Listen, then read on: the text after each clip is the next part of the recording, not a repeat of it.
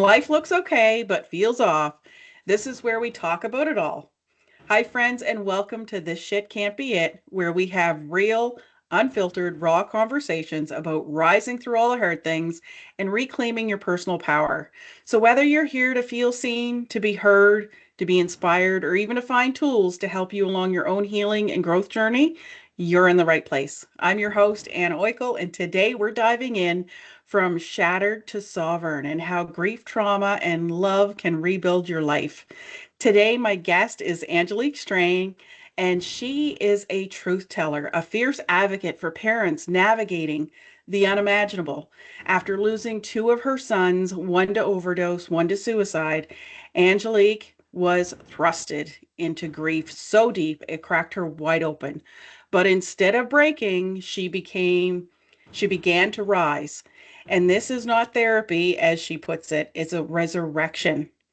So, for 2 decades, Angelique walked alongside of her children through shadows of addiction, mental illness, learning how to love and how it doesn't always have to, love doesn't always save, and the survival isn't always guaranteed, but it is possible. So, today she's going to share her story in brutal honesty, unapologetic love to help her and other parents be able to navigate through loss. Welcome, Angelique. Thank you so much for joining me today. This is huge. I was looking forward to this one because at the end of the day, who doesn't experience loss at some point? And, some of us, as you know, you and I, we share very similar stories. I didn't lose two of my children, but my mother did. I watched her have to go through that trauma with two of my brothers. So, share with us what life looked like before the loss, before your role as a mom, and what you were carrying, and what was the first signs of those cracks starting to show. Oh, wow. That would go way back. Well, I lived through 30 plus years of domestic abuse.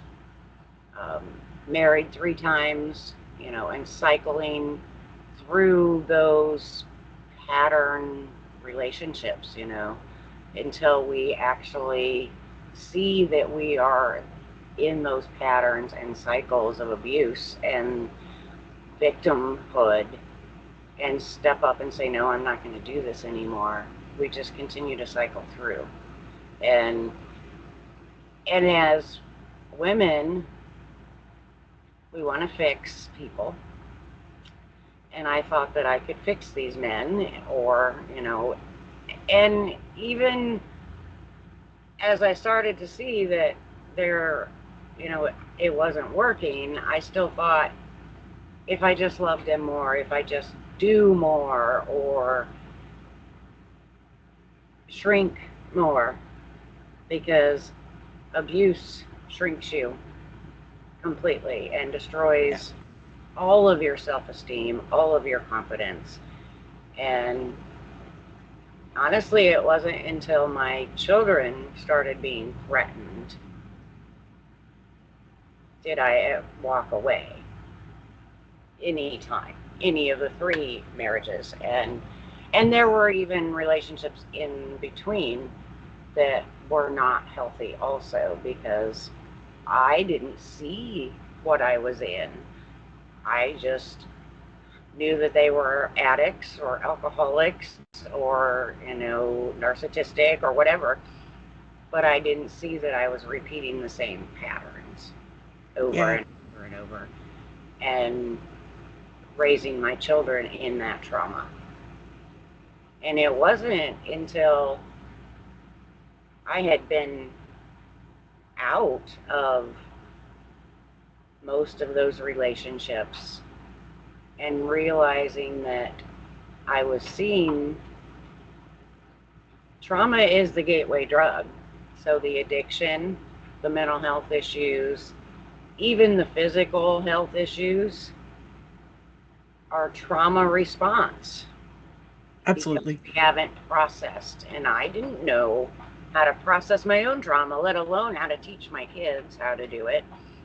But when I saw those generational patterns as my grandkids started coming and started having the same mental health issues and anxiety and then started using drugs to self medicate and numb. And I'm like, something has to stop. Somebody has to stand up and say no more. And that's when I really started working on me and, how do I stop this generational trauma and these generational curses? And, my oldest kids, 20 years of addiction Yeah. and in and out of prisons. My oldest son that I lost spent 15 years in prison before he died. I haven't hugged my son outside of prison walls, and I never will get to again No. because he was only out for about 4 months before he overdosed. Wow. And that was really hard, but he was also my firstborn, my kid that made me a mom, and we grew up together because I was only 17 when I had him. Yeah. Wow. So I didn't realize going through all of that, I was grieving through all of that. Nobody teaches us what grief is. Oh Nobody my teaches God, us no. how to deal with it. And nobody teaches you how to support people through Mm-mm. it. No. It's just like this unspoken thing that nobody really, we know the definition of it, but Yeah. we don't really understand it at No. all. And our generation was taught to suppress it. Yes. Even when I was 23 when my mom passed. So I've been through my two brothers passing when I was younger, and I was young. I'm the baby of the family. So they had a hereditary disease. So when they passed, Casey was 12, Mike was 18. But I was only like 5 and 10 or something like that. I can't remember now, but I was young. But when my mom passed away, I was 23. And I remember taking the week to help dad get things squared away and organized. And my manager called me and he's like, and he knew me really well, like we were really close. And he's like, I hate to bring this up, but the owner, because back then there wasn't HR departments. He's like the owner, like he called him by name. He said he's looking to wondering when you're coming back. And all I remember, because I was raised very dominant, because my mom went through abuse like you did. So she was very dominant when she met my dad. That's the only balanced relationship she had. And she preached to me to never put up with it. So I had a very dominant, don't fuck with me attitude. Masculine. So when my manager was like, Ann, I hate to ask you this, but I'm being asked, so I have to give them an answer. So I was like, you tell, and of course I'm calling him by name. I'll fucking get back when I'm damn good and ready, and not until then. And then of course I didn't hang up on him, but and I said, I'm done. So when I got back, it was like a week later. But even then, like I say, my mom just passed away and it was unexpected, but not unexpected. She had a ton of health issues. We kind of knew it was coming. We wasn't expecting it that fast. And so when I got back, he's like, he come over to me, he shook my hand. He said, sorry to hear about your mother. That's rough, but life goes on, back to work. Right. Yep. And that's what we did. Yeah. And even still, you know, everybody is there to say, "Oh, I'm so sorry for your loss. If there's anything I can do, and you don't expect to lose your children." So I had a GoFundMe, because I had to travel and all the things. But Yeah. I got back. I was gone for 2 weeks because I got really sick at towards the end of my visit, and I Yeah. drove home very sick. I got home on a late on a Friday night, and Saturday morning I drove myself to the emergency room, and I had bilateral pneumonia and was hospitalized for 10 days. Wow. And by the time I got out of the hospital, 10 days later, and then I still had to recover at home, and I was put on oxygen for the first time in my life, which scared the shit out of me. Yep. And but I needed that time, and I really believe that that was divine intervention because I wouldn't have stopped and rested. I No. would. And you Yeah. bring up a very valid point. Yeah, like you bring up a very valid point. That is what stress can do to the physical body. So when you don't pay attention and give yourself grace, it will appear in the physical form. So whether it be something like pneumonia and it's a temporary sickness or illness that takes you out, or if it comes in the form of cancer, heart Right. disease, lung disease, diabetes, cholesterol, like all of these are people can sit back and say, oh, it's my diet. But yes, that stuff contributes. But the leading cause of a lot of these health challenges is stress. Stress and high cortisol Stress. levels Yeah. from the stress. Yeah, Yes. absolutely. Because you're constantly in that flight, fight, or freeze mode. And that was my wake up call, actually, was Dr. Joe Dispenza said that in a podcast. He was like, and of course, he does the science behind it. So I'm listening and I don't fully understand everything he's saying, but I understand the premise behind it I because love he's him. using words I've never heard before. But I love him because he doesn't look for just the woo woo. He looks for the science to back it up. And he said that he compares us to a deer and how when a deer gets startled they run like the flight kicks in, cortisol, hormones, endurance, estrogen, everything goes up to get you to safety. So you have that burst of energy to get to safety. But then after the danger's gone, they come back in homeostasis and they graze. Right. That's how we're meant to function, but we don't. And that's when I realized working, because when my mom died, I became a workaholic, acceptable addiction, right? I became a workaholic and I was working at high levels of stress all the time to avoid all the family drama, thus the weight, like you say, the avoidance. As soon as you said that, I was like, yep. And, so when he said that, I was like, oh my God, like I live in fight mode all freaking day long. And I was like, oh my God, like that's when I sat back because I was passing off all my health issues to be aging because I had the aches and the pains and the degeneration in my neck, and I passed it off from working at the desk all the time. Like all these excuses of why my body's starting to break down. And I was like, holy shit, what's around the corner if I don't deal with this? And that was my slap in the face. So you nailed it. And especially grief, because grief thrusts you Well, and we into that. process grief in our lungs, Yeah. and the book. I most people know of the book "Body Keeps the Score." If we don't process the trauma and the emotions, they get stuck, and that's what causes disease, and that's what causes more mental health issues, Yeah. and you know that unprocessed trauma causes that constant fight or flight. Yeah. And I lived in that for most of my life. Mhm.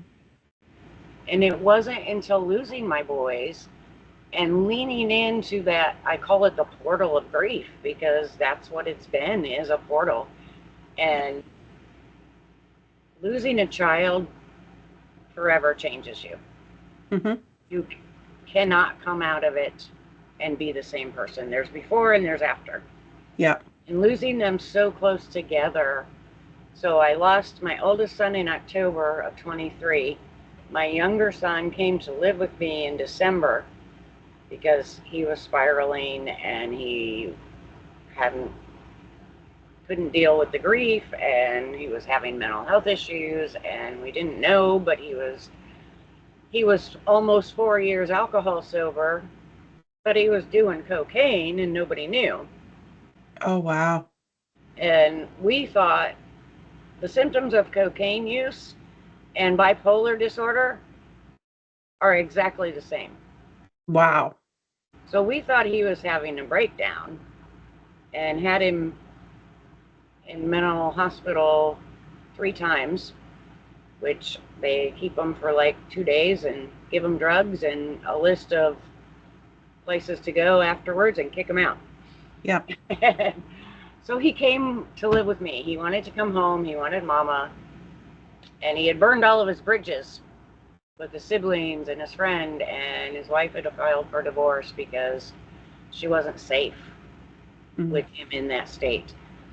Um, in his normal state of mind, he absolutely adored her and would never, ever have done anything to hurt her physically, mentally, anything. But We told her to go get a restraining order because in the state he was in was dangerous.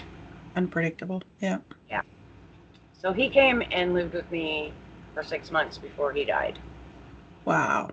And so here I'm grieving one son, just got over being ill, have another one that's spiraling and in such darkness that he can't even see light.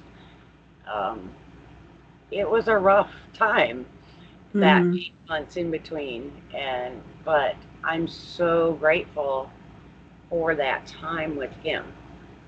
I got to know my child as an adult in a way that I never had an opportunity to before. And we had so many amazing, deep conversations, even in the state he was in. And there was still those. He was such a sage. He was only 29, but he had was such an old soul, and we had amazing conversations. And he taught me so much about it's not your job, Mom, to live your life around me. You can't worry about me on a constant basis. You have to live your life for you because you can't make my choices and you can't Yeah. change the outcomes of what happens. You can't force me to do anything, is basically, Yeah. what it boils down Yeah. to. And that's true. It And is true. they both have told me that from across the veil. They channel through a friend of mine and they talk to me all the time. And right after they passed, they both came through my friend Cecilia. And my oldest son told me, he says, Mom, you are the miracle.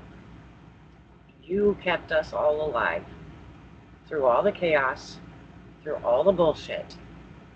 But it was not your job to save us after we were adults. Yeah. And it's true. As parents, we can't not worry, but it's true. We can't control them. But we have to learn to stand in our power and Mm, stay in our lane and not engage in their chaos. mm, Because when we are in our power, we're not leaking all of our energy, yeah. and we can work at a soul level to support them so that when they are ready, or if they are ready, they come back to us because we're still solid. And somebody I was just talking to in the last week or so used the analogy of a lighthouse. And when we stand in our power and stay in our lane, we are that lighthouse. And then they can Yeah. come back when they're ready. A beacon. Yeah. And when we're running around trying to be the rescuer and the mom safety net, and we're meddling in their business that we don't belong in, that dims our light. Yeah. And then the rest of them can't see us either. No. And that was the best analogy I've heard so far was that lighthouse. And I'm very partial. I love lighthouses. Yeah. And it's true. There's a dear friend of mine that lives here in the Edmonton area. She says it best. She's like, we're human beings, not human doings. Because she was caught up in that world of doing as well and just, you know, Well, it's so hard as women, number one, because we yeah. want to fix everything and we want to take care of everybody and nurture everybody. And number two, as moms, and we become hyper independent from the trauma, so Yeah. we don't trust anybody else to do No. anything right. Yep. And we don't trust anybody else to support us and love us because it was never safe. Right. So mom was always the one that was there. Mom was always the solid one. Mom was the sane one, the The sober one. rock. Yeah, mom was always there. Yeah. And I just thought that was my job, Yeah. Yeah. you know? Yeah. Yeah, no, for sure. So when was that moment that your world started to shift and you took what was happening and turned it into that personal power? probably just before my second son's accident, when he finally got through to me that I can't constantly be chasing him. And I can't. And I use the analogy of a baby walking. Yeah. We don't follow them around with a pillow or wrap them in bubble wrap. We let them fall so they can learn to get back up. We have to let them fall as adults because Yeah. they're living their own human experience and learning their own lessons and fulfilling their own soul contracts. Yeah. And I think it was, and this is horrible to think about, but it was about that time that I let go is when I lost him. Wow. But that was his soul contract. That was Yeah. his purpose. He was an organ donor. He was a full body donor. Mm-hmm. He saved 4 families from losing their loved ones. Wow. And it Yeah. was very soon after that Spirit really told me that was his purpose.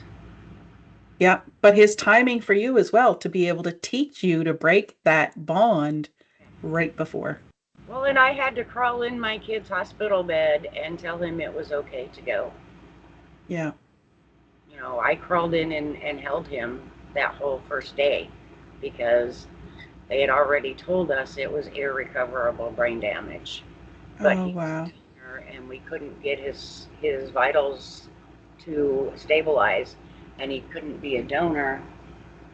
Um, they were having, lots of issues with his going up and down and everything going haywire. And I'm like, you know what? Skin to skin contact works when they're babies, and I need to hold my kid one last time. And so I just crawled in bed with him and held him, and my mom called and got to talk on the phone, to him, and I napped with him, and he calmed and he Yeah. became more stable. But I had to tell him that it was okay. I said, you got to hang on and wait for your siblings that can make it here Yeah. if you're ready to go, because he had been telling me for 6 months, Yeah. I'm gonna disappear. I'm gonna go in the mountain and never come back. That's what he told me. And Wow.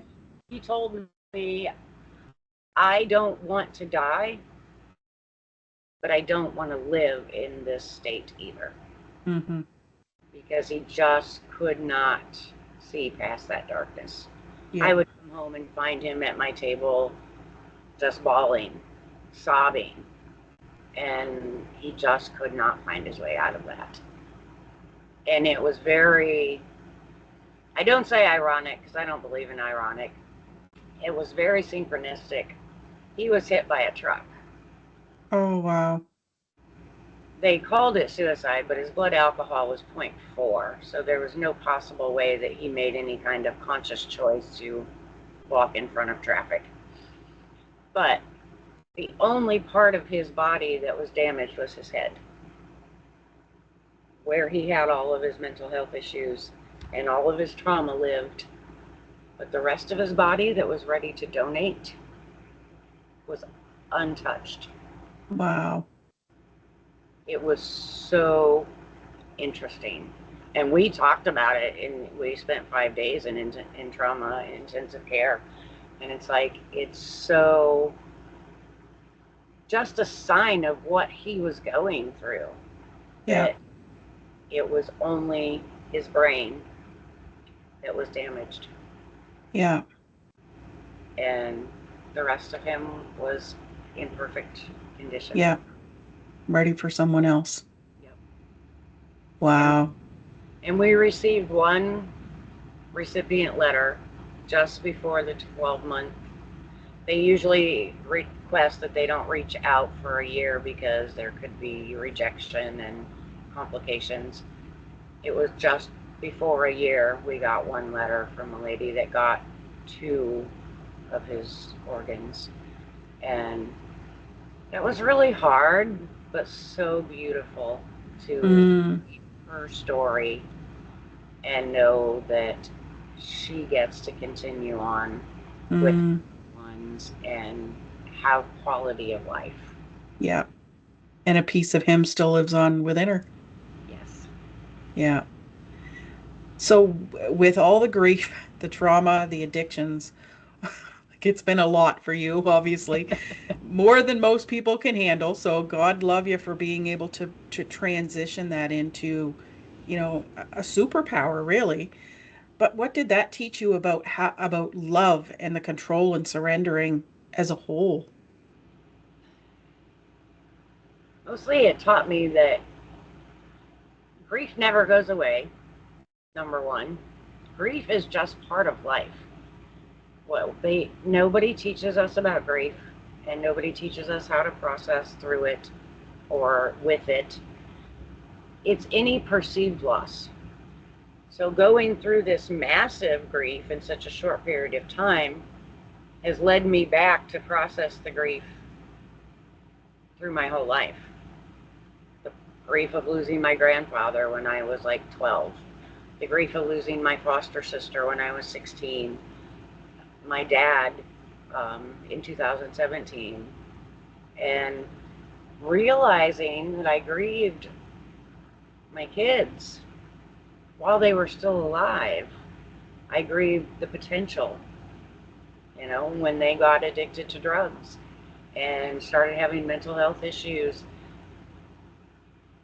My two boys were so intelligent and so way beyond their years that they could have been massive, massive impact on the world had they not taken that path of addiction. Mm, And my oldest son wanted to be a chef, and that was his dream. And then he bragged about being a chemist because he used to cook dope, you know. And that evolution was like, okay. In fact, that's the title for my chapter in a collaborative book is From Chef to Chemist. you're still cooking. Yeah, exactly. Wow. But they both were super, super intelligent. And Yeah. so I grieved that potential and those dreams that I had for my kids. And I knew were not going to ever happen. Mm, And yeah, and we still do that. We have these preconceived ideas, we have these dreams for our life and our children's lives and what we expect to happen. And as things evolve and we have free will, we grieve all of that. yeah. But we can hold grief and joy at the same time. And grief will strip away everything that is not important. And that's why I call it resurrection. Because I Mm, walked through that portal and I am not the same person and I never will be the same person. yeah. And I came out and I just wrote a post last week about how resilient that word still kind of triggers me. People are always like, you're so Yeah. strong, you're so resilient. And I'm like, I don't feel like that. And I don't want to be. I've done that my whole life. And I processed through that just last week. And it's like, okay, yes, I didn't have a choice because that's all I've ever known. Yeah. And when And not people all, in and see it and they say, oh, you're so resilient, I'm like, yeah. I didn't have any other option. I have 8 other No. children Yeah. and I have 18 grandchildren and 3 great grandchildren. I'm not going anywhere. And grief will take you out, Yes. Yeah. but you can choose to lean in and let it strip away all of that bullshit that's not important so that you can see what is. And you can hold all those emotions at one time. Yeah. And the love for our loved ones that are gone never stops. The grief doesn't stop. It just, you learn to walk with it. Yeah. Yes. I know for me, like having navigate that, and even because, and I believe this, and you can reflect on your thoughts on this, because you've been through so much of it that I'd really like to get your feedback. But for me, it was finding the gratitude with the time and moments we've shared was what helped alleviate the worst parts of grief. And I realized because with my child being diagnosed with multiple special needs and being neurodivergent, suicide has come out of her mouth over the years.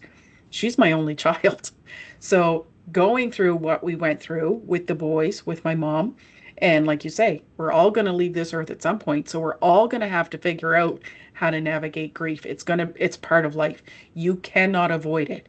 That is the cycle. And like you say, there's no manual for the kids, there's no manual for grief. There's, and all the joyous stuff, we don't need a manual because it's all good in gravy. But for me, it was the gratitude that helped shift the grief from a negative standpoint to a positive one of coping and having, like you say, that deep seated love and joy embedded from what you did have and why they were here and the moments they were here and the whole purpose of that cycle is different. And you say about the word resilience triggering you, and you said it like it as soon as you said it, it hit me. It was like it's all about perception. Those people that haven't experienced deep grief is going to have a different meaning for that word of resilience than what say you or I would because of what we've been through.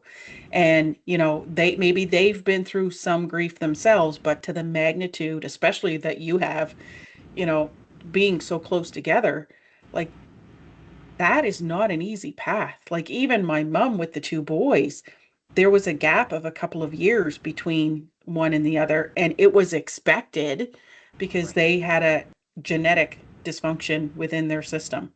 And she found out when she was pregnant with me that they were actually not going to live, even though they still didn't know what they had. Oh, So, wow. I joke about I was born a stressed baby. So I'm like the epitome of stress. So, the fact that I embodied stress throughout most of my adult life was no surprise when I started to do this work and understand, and as things unraveled, like things start to pinpoint and line up and it's like, yeah. Right? Yeah. And And like the you say, gratitude the is resilience. huge. Um, the 6 months that I had with James was such a gift. Oh my gosh, to have that time with him because I didn't get to see my older son after he got out of prison because he was 1,800 miles away and I hadn't made it home to visit in the time that he was out. So having that time with him was huge. Yeah.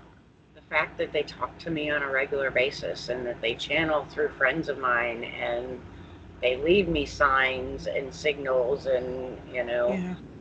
they stop me in my tracks and all of that is such a gift.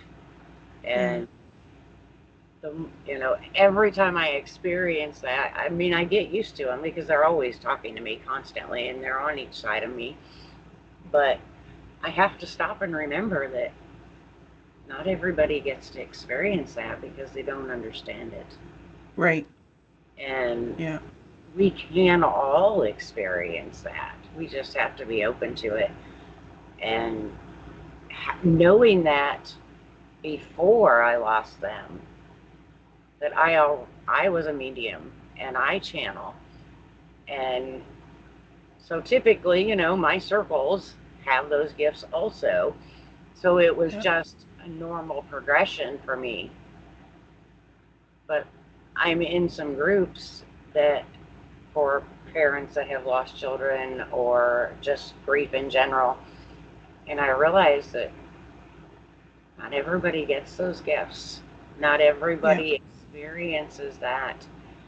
And the one thing that I didn't have going through it was another parent that had been there. I Mm. had amazing support, and I had wonderful soul family and my kids and all of that, which I wouldn't be here if I didn't have them. But I didn't have another parent that had been through it. So now No. I can be that for others. Yes. And I believe that almost every human being has the capability to tap into that within them, but we don't calm ourselves, like our nervous system enough and our presence to be able to tap into that. Because I had to learn that lesson the hard way. Because, like you say, those are gifts. When I think back, like our Always family, been there. yes, like we had these gifts when we were younger, but as we got older, they got shut down. And for me, after my mom passed away, I shut it all down because I dove into work, which was very logical, technical. So I shut everything down, didn't even realize it. But the key thing was the nervous system. So what did you do, or what did you find that helped regulate calming your nervous system, especially during and after all of that happening so close together?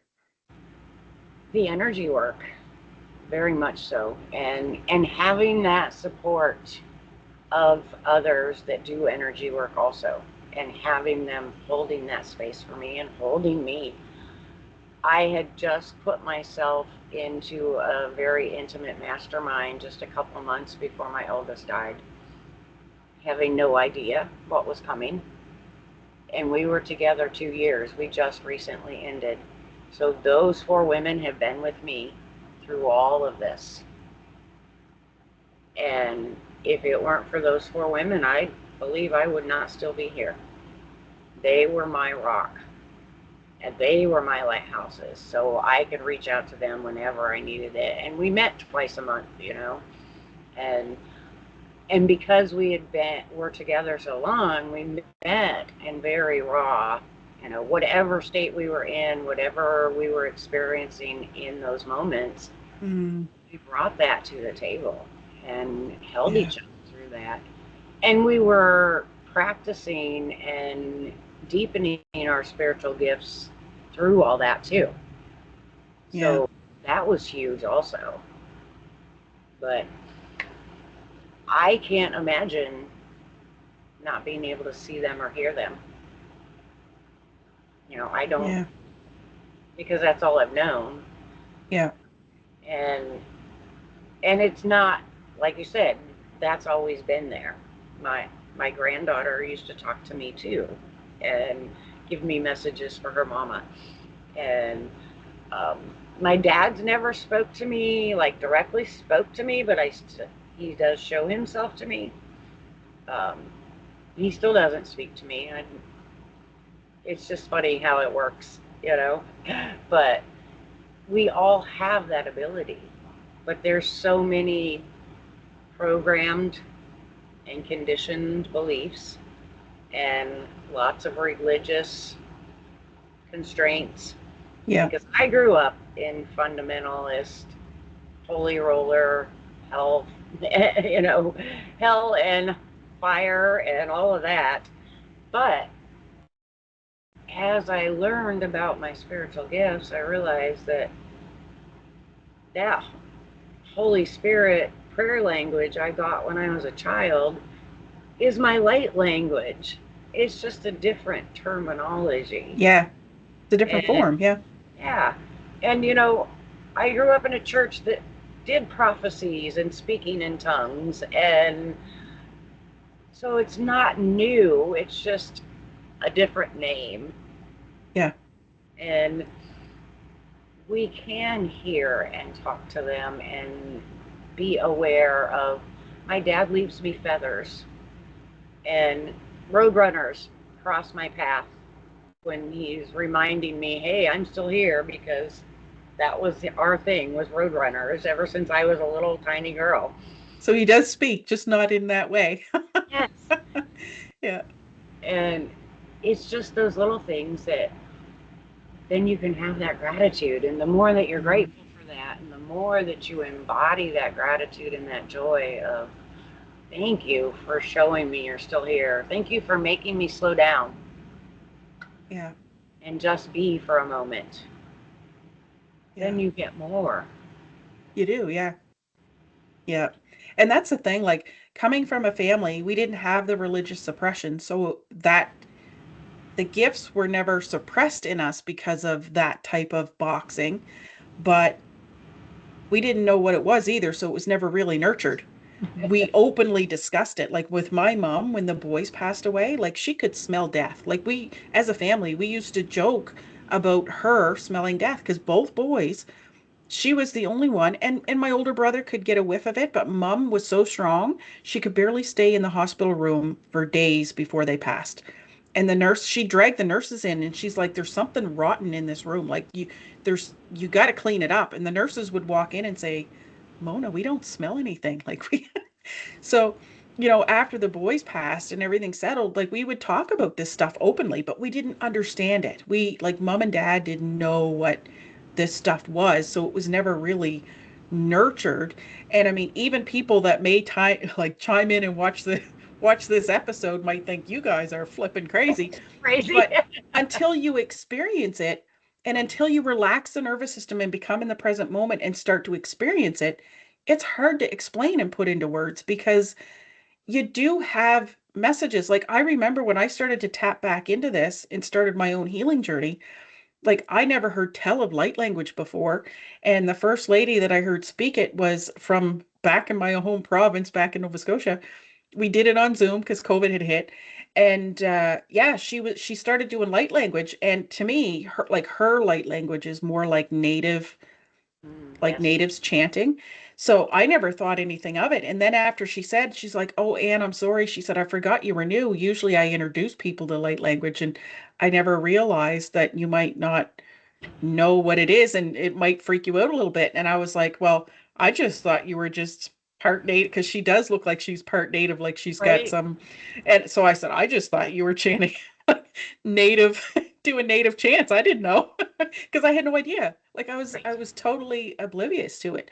But until you start experiencing this with an open mind and an open heart and everything wide open, you're never going to fully get it or understand it. You have to open up to it. And it was at that point, like that's where I started to really ramp up in my evolution, was being open. And I refer to it as spirituality because it's not religion. It's not, I take what works for me and what doesn't, I throw to the curb because it might work for somebody else, but it's not working for me. But that's not, I don't judge it and say that's bullshit. I'm like, power to And it you if might it just works for not be you. the time for you. That's the other thing, right? So, I mean, let's face it, I was gifted as a child and lost it as an adult because I suppressed it. And because you're in that functioning world of corporate all the time, especially being a workaholic, you just suppress it and don't realize it. And yeah, it's when things started to open back up. Like I used to hear all these people talk about downloads and embodiment. And I'm like, what the fuck is embodiment and downloads? What the fuck are you downloading? Like I Right. was like that was my limited belief system because I didn't understand because I didn't experience it. But it wasn't until I opened up and like calming the nervous system is key. Calming the nervous system and getting in the present moment is when downloads, and all a download is information dropping in out of the blue and you don't know where it's coming from. It could be a Intuition. name. Yeah. Yeah, like my business name dropped in from a meditation and I'm like, "Oh, that's a download." But I didn't know what it was at the time. I didn't understand it. So now when life gets crazy, it's like time to sit and have a meditation and get present and let shit flow because the minute things start to side rail, that's a sign that I need to come back to center and being grounded and let the answers come to me because the stress is caused from you forcing the issue and not allowing flow. And I Yeah. never understood, like, for me to say that, like, even 2 years ago, I didn't understand what any of those words meant. I Right. Well, had and no clue. meditation is a huge thing. Um, Being able just to learn to be still, Yeah, even if it's only for moments. yeah. Just breath work is huge. Now I don't get into all the. There's There is a lot of breath work. I a love lot breath of work breath too. work, but just the time to breathe Mm, and that exhale. is what will regulate us. And it only takes a moment Yep. to bring yourself back to center. And Yeah. that's what, walking through that portal of grief, and I talk about it, it brought me back to my soul, to what was important and who I really came here to be. Yeah. And when I get busy and life gets lifey and chaotic, I just have to stop and do that breath and remember. Yep. And And you know it's what? conscious to do that. Yes, but that's the awareness, and that's where I take my coaching program is hyper awareness. I started doing some Tony Robbins training, and people either love him or they hate him. But Yes, that's we were something. in the same Yeah, one. yeah. So what happens with him is he talks about, and this was missing in a lot of the training that I'd taken in the past, whether it be skills training, a lot of spiritual training, like a lot of things that were missing in the past is the physiology. That's the piece I was missing because, like he says, joy and anger can't live together. They're polarities. You have the seven hermetic principles, which are the laws of the universe. It is what it is. There's no arguing it. We have cause and effect. We have polarity. So with that, he's like, people usually start with strategy, which is backwards, but we have to start with our physiology. And I didn't realize it. So that's why people find some of his seminars so weird, because he starts with movement. You Yes, cannot be in an upset, angry state when you're up dancing to an upbeat song and everyone's dancing and moving around with you, or doing exercise. Like he brings in a group called Embody now that do exercises with you in the beginning to get the blood flowing to get. But when you sit in that chair and you start to moving learn, the energy. yes, exactly. But you learn more because your body is awakened. It's a physio and no different than the breath. So with the chaos, that breath is your physiology. That Yeah, is your life force. If without breath, we don't exist. But to right. take even just 2 seconds and Yeah, like just just one deep inhale and one exhale, that can be all that you need. yep. But to take a moment and do that 3 to 5 times, Yeah, you can't not feel somewhat calmer right. than what you were when you started. You can't not. So that leads me to my next question, which is how did this lead to the work you do now with the beautiful fucking mess? I love the name.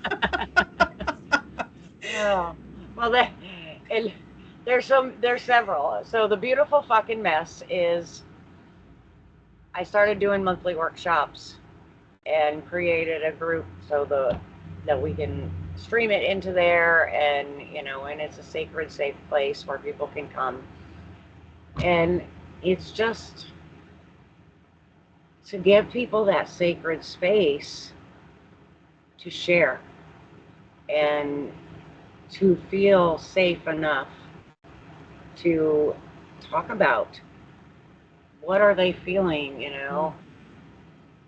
To get life fucking is a messy. beautiful fucking mess. Yes, to get fucking messy. Yeah. It does. Life is messy, life is painful, life is hard, but it's also gorgeous and beautiful. And, we get to be joyful and grateful. And we just have to learn to balance. We're Mm. all about talking about what was great today, but we don't talk about what was not so great today. And so we leave that sitting in our bodies. Mm. So why Yeah. not do both? Or we live in it for too long. Yes. Yeah. So we just, and I do teach a lot about grief in there. Actually, in August, we did a summit instead of a workshop because we had the Lionsgate portal. And that was amazing. It's still on my YouTube. The links will be there. Um, I put this summit together in 10 days with 10 other speakers, Wow. and it was amazing. And we talked a lot about, the grief and the regulation and the spiritual gifts and numerology and human design and all the things, Mm, energy work, everything. There's a little bit of all of it in there. Um, but now I'm going to continue with the workshops, but I'm going to do more summits also within that beautiful fucking mess. Um, I love it. I was just given a download the end of last week.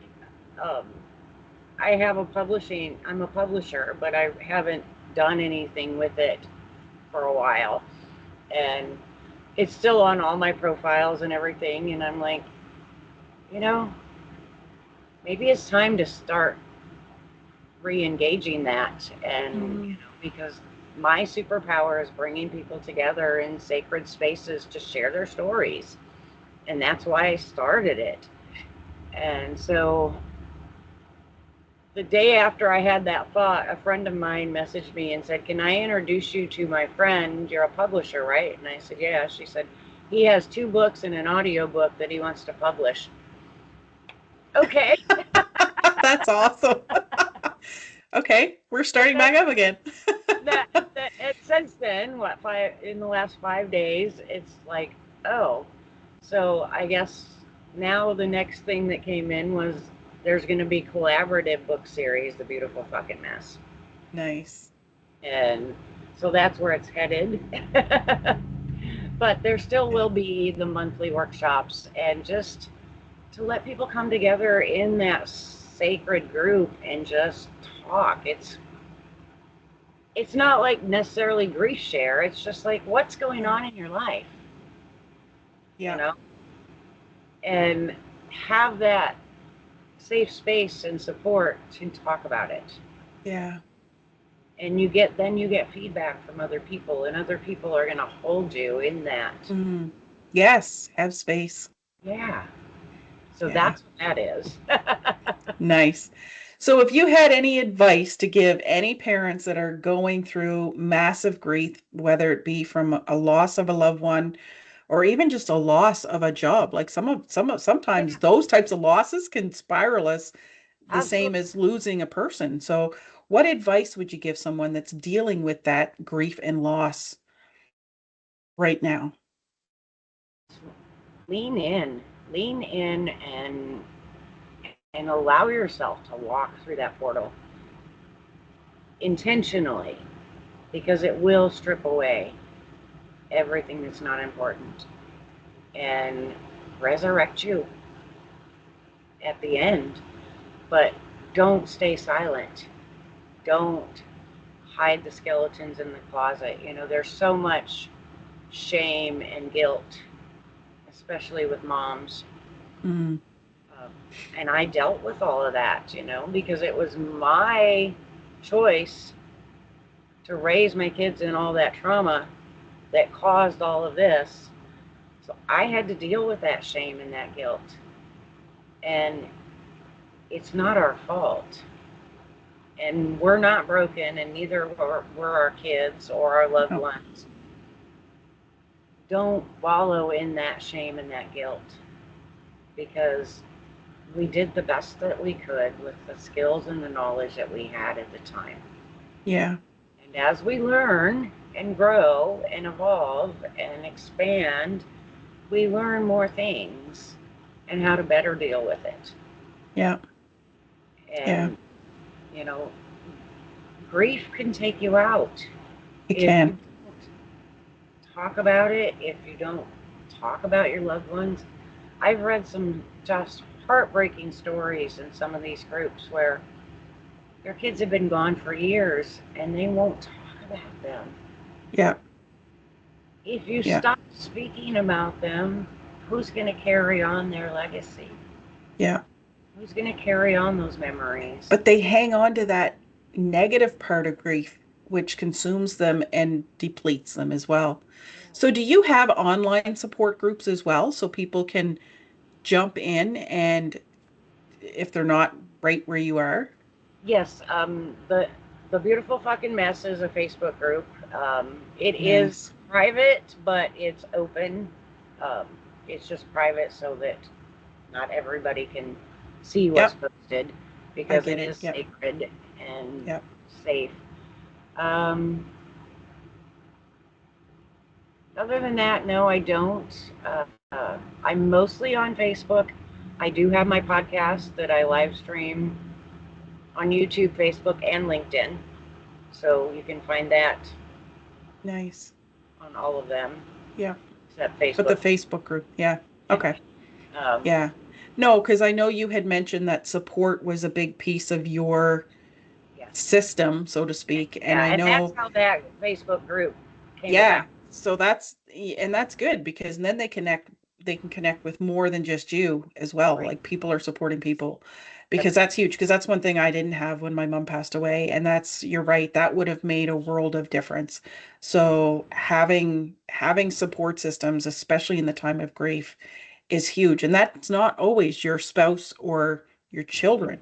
no, Like your because they're children going through especially should that. not have to deal with that burden with you if it's your burden.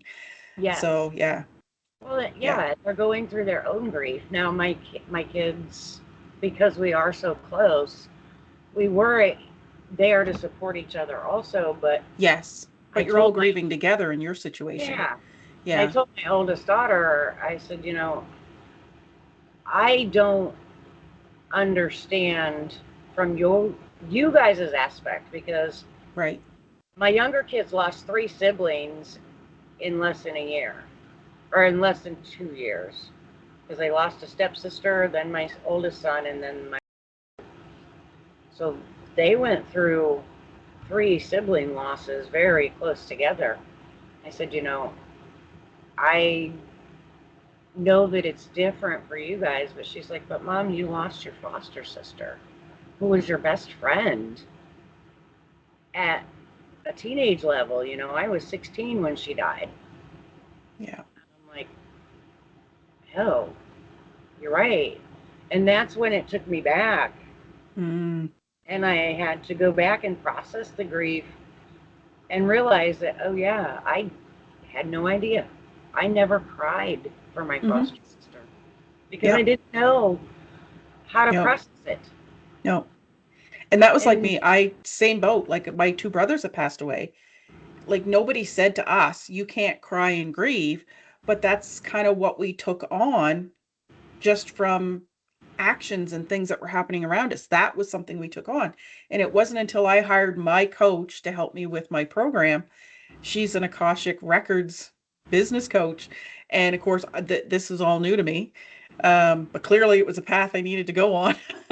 And, but it was working with her. She's like, you need to take time and go back yeah, and process their passing. Because she said, you have not done that. It's still in your nervous system. And I didn't realize it till she said it. And as she said it, I started bawling because I was like, holy shit, I didn't process any of that. Because as a kid, I suppressed it to give my mom right. space and time to process it, not realizing. And of course, they didn't know that we needed processing as well. So No, it was never nurtured or encouraged. So that belief system I took on myself that I couldn't grieve because that was mom's job. And right. you didn't know what you didn't know, but Right. nobody noticed And in that we those weren't days, we processing. didn't even know what grief was. No. And Nobody like you say, knew.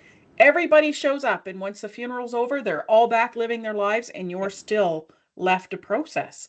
Yeah. So And you're support expected systems to are go huge. back to life like nothing happened, Yeah. which that doesn't happen.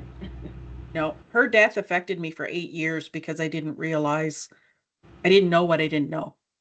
Yeah. It was crazy. But yeah. That's awesome. So, Angelique, thank you so much for joining us. We've gone over, but that's okay. I It was assumed meant we to. would. I'll make sure all your links are at the bottom of this recording. If anybody wants to connect, you're going to see QR code to be able to join my podcast as a guest. And if you want to get in touch with Angelique, especially if you're dealing with grief and loss, like she is, I there's no words to describe who you are and what you do. Like it's so powerful. So all of her information will be at the bottom of this video. Thank you very much, everyone, for coming. Thank you, Angelique, for joining me. You. And remember, breathe deep and enjoy Yes. your day. Take care, everyone.